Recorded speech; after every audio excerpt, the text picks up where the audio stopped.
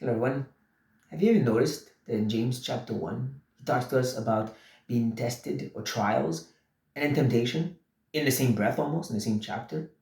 It's even more interesting when you realize it's the same Greek word. So it's translated two different words, but it's actually the same word. Why would James do that? Is it possible that when we are in trials and tribulations, we are tempted to sin? I believe that's the progression is actually going on in James chapter 1. At first, he tells us that we should see as a good thing these trials because they'll train in us, they'll forge in us the image of Christ. But we'll need the wisdom of God to help us be faithful in it, to know how to react in a way that honors God.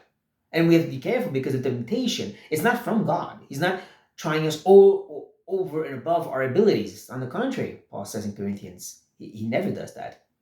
That the temptation actually comes from your own yourself, your own heart that says, I don't like this. Stop it, God. But then that's why you have to look up to God, as James finishes all up and says that every good gift, and that's not just good stuff, but the bad stuff's not from God. No, it means everything that comes from God is good. In Hebrews, the author tells us that we have to recognize that this is the chastisement or the train, the discipline of the Lord to make us more like Christ. And that's why we look to the fruit and the fact that it comes from a God who wants this fruit and knows what's best for us, and we persevere.